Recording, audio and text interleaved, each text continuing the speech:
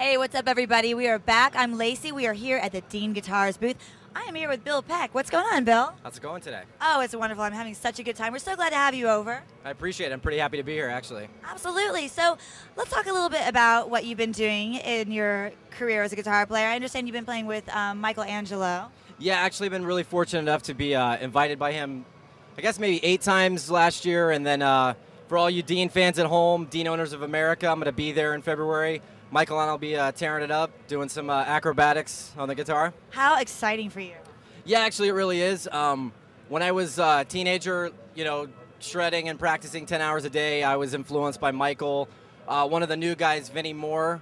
It was great to meet him, and it's exciting to be fans of these 80s shredders, and then to kind of get to hang out with them now. It's pretty. Absolutely. Now, so how old were you when you first picked up your guitar and started playing? I was 14 years old, and it was just one of those things where, I just practiced my ass off. I mean, if you're sitting at home and you want to shred, you got to practice. It's not something that just all of a sudden your fingers magically work.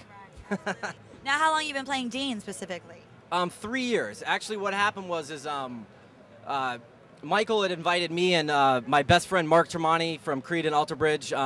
That's kind of how I got to know Michael, and so he invited me to be on his record, and then it just from there it just kind of made sense, So then I got hooked up with Elliot, and Elliot and I have been good friends since, and we've just been kind of developing, this guitar actually in particular, the Vendetta.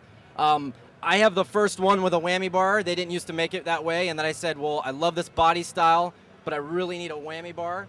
And then this one here, the white one, actually, if you go to YouTube, and actually even just the Dean Forum, there's pictures of me using this last year. A little bit different inlay. It's got the razor wire.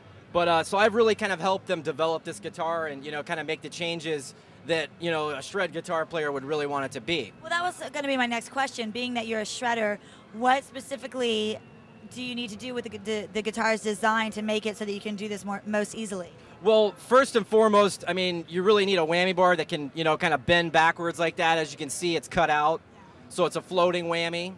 So that kind of helps for that Steve Vai or whatever sound with the whammy bar.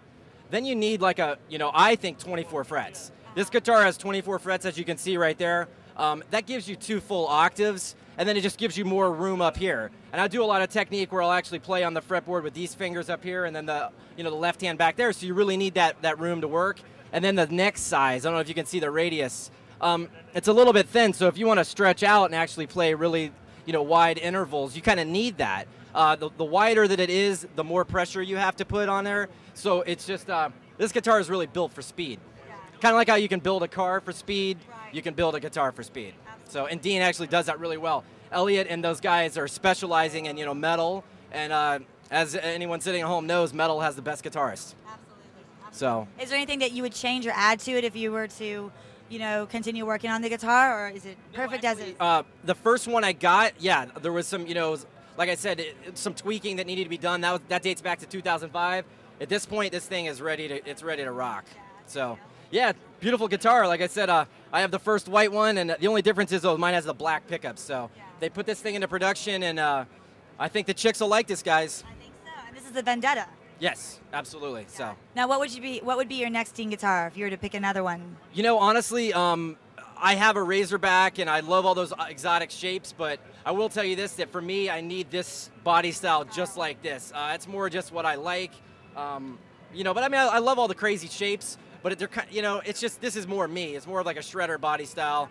And as you can see, I'm not that crazy looking or whatever, so this kind of fits my personality. Well, that's the thing that's so amazing about Dean is no matter what kind of guitar player you are, whether you're a shredder, whether you just do straightforward power chords, it doesn't matter. There is a guitar that will work for you. Oh, I completely agree. I mean, they're the hottest guitar company out there right now.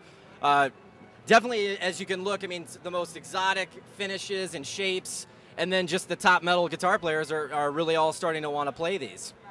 So. Well, you talked about some of your influences like Michelangelo. Who else would you say that you've listened to that you really impacted the way you play?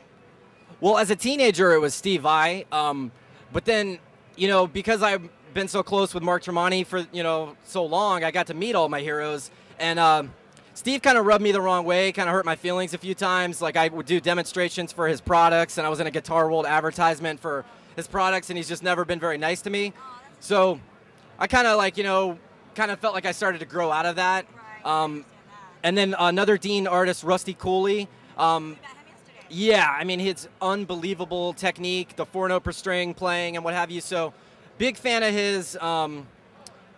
You know, Yngwie Malmsteen when I was a teenager. I loved the sweep picking and what have you. And then just, I specialize in tapping.